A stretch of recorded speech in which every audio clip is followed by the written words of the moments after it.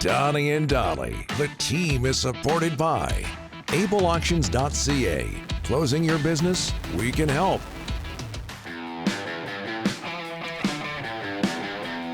It is, as mentioned, Thursday. All of today's guests, including Farhan standing by, brought to you by the Vancouver Giants. Giants' next home game, Sunday, December 29th, when they take on Kelowna. Puck drop at 4. The G-Men will be wearing special all-white Stormtrooper jerseys for Star Wars night. Head to VancouverGiants.com to get single-game tickets, flex packs, and a whole lot more. Bruce Boudreau, ex-Canucks coach, had a few things to say on TSN's Overdrive show yesterday in Toronto about the relationship between JT Miller, Elias Pettersson, and what effect their relationship has on the Canucks. We hope to run that a little bit later.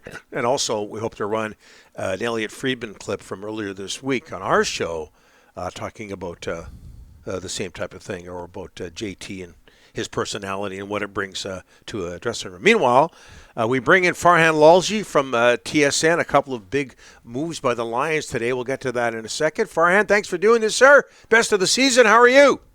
I'm good. I don't have my Santa hat on, but hopefully I bring some good positive chemistry and energy to your room, because, we know that Hendo can be a bit of a cancer from time to time. Absolutely. We appreciate the Christmas green on the hoodie, by the way. Yeah. There you go. What did Bruce have to say? I just heard the clip just now. He says this goes way. He said, I'm paraphrasing, that this goes way back. You're around the team a bit. What do you think? Yeah.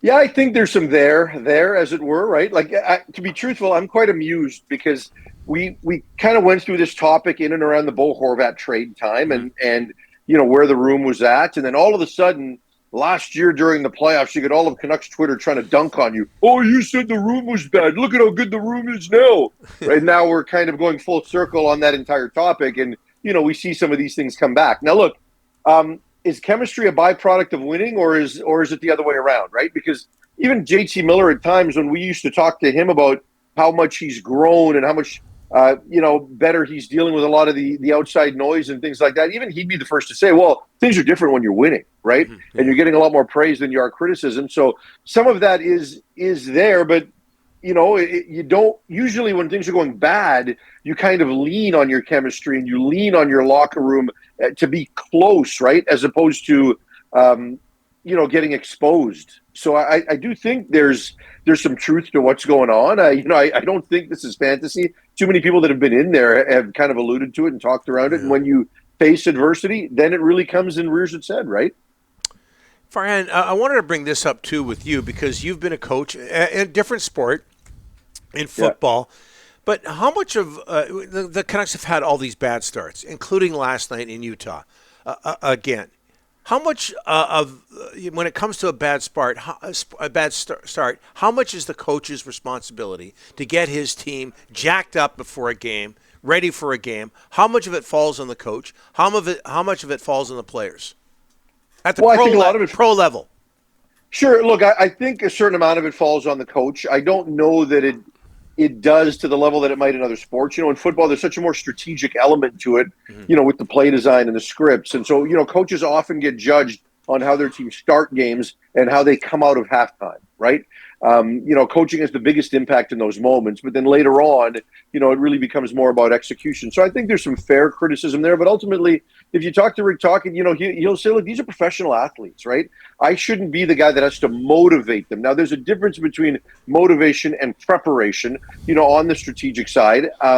So I would probably say, does 25 to 30% of it fall on the coach? Sure, but I do think that when you're a younger team, I think more of it falls on the coach, but this is now a veteran team. You can't look at Hughes and Pettersson and Miller and say these guys are kids. Any of them. They're all in their prime, and they have to wear a certain level of responsibility. So is the coach somewhat responsible? Somewhat, yeah, but not the majority of it, in my opinion. All right, Farhan, some big news out of the BC Lions today. Matthew Betts, defensive lineman, they got him done. That's an expensive deal. I thought when he came over from the NFL, he struggled a bit, but they're gonna sign him here and get that done. And is that a good move on your behalf? Yeah, I think so. Look, it's a big number, and they're paying Nathan Rourke a lot, and we'll see what that contract looks like, because I don't think I think there's potentially some room for movement there as well at some point here.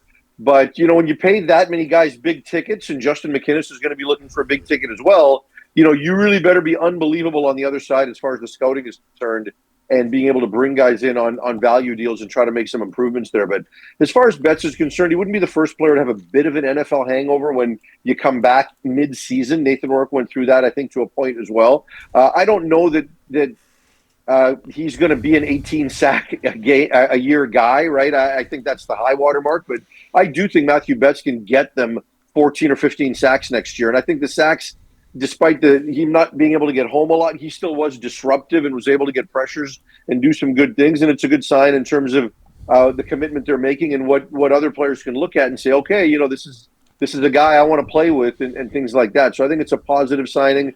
Mike Benevides is defensive coordinator. I think that's a positive thing as well.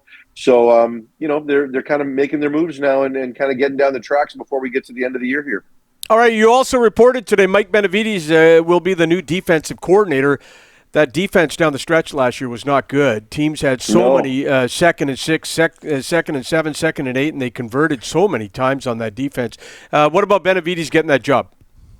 Yeah, I think Mike's, when you look at his last few stops as a defensive coordinator in Edmonton and Ottawa, I think, in the first year when he's had a chance to really have the keys to the car, I think he's been able to make big improvements in those defenses, right? Whether it's sustainable or not, I think a lot of times depends on personnel and moves there. But I think he's a guy that is impactful. And I think him in that role is important, not just as the defensive coordinator, but also kind of as Buck Pierce's right-hand man, because he's this is his first time as a head coach. And to have a veteran person like Mike being able to support you in those capacities, I don't know that he's got an assistant head coaching title, but he certainly is going to be de facto that. So I think it's good for Buck Pierce. It'll be good for the defense. And quite honestly, I think this defense has not just struggled at times late last season. I think it's struggled at times for the last year and a half, right? Mm-hmm. So some of that is fundamentals. And I don't hang that on Ryan Phillips, right? Because I think a lot of those struggles come down to personnel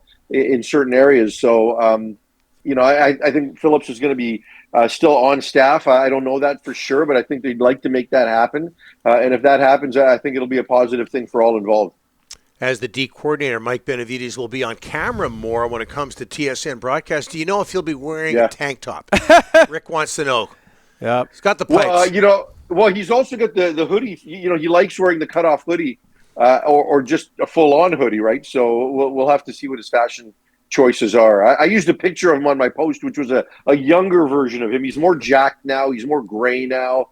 So wow. we'll see if he wears the tank top. Yeah. And one more. Let me get back to hockey for 1 second here, Farhan, because you're in the scrums.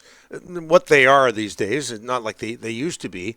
But no. What do you think Rick Tocchet's frustration level is? Where do you think it's at right now?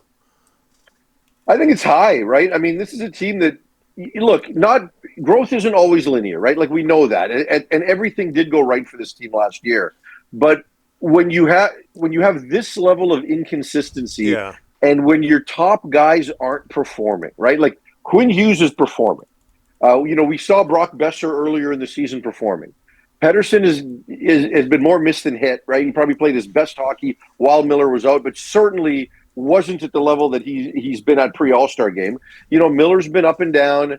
I think he should be frustrated. I really think he should, because this is a team that is taking a step back, not just because, one guy's not playing at a certain level or not just because of injuries, but I think the staples that he talks about are not there. They're unraveling to a point, and just some guys need to grow up in this room. It has to happen. And by growing up, it's not just attitude, it's consistency of performance. When you're at a certain stage of your career, you need to bring it. You can't just be a kid forever. So I think he's got every reason to be frustrated, and I think the frustration level is high. And very quickly, frustrated with his team, the media, or both? I think individuals on his team. I don't think he's frustrated in the media. He's probably been told to say less, and that's what you're seeing in the last couple of days. And, nobody travels with this team on the road anymore. So a short scrum last night, I don't think you can hang on him because there just aren't enough journalists there. But, I'd love to ask him kind of off camera why the 3-minute post game saying you're not going to talk a lot. Hopefully that's not the norm because he likes to talk. But I just think from his perspective, there's also probably like, what am I going to say right now? because I do think he's pissed off. Farhan, this is it for us, at least your hits for the year. So all the best. Merry Christmas. Happy New Year. We love having you as part of the show. Thanks for having me, guys. Give my best to Lisa and the kids. Rick, same to you and your family. Have a great holiday. Right back at you.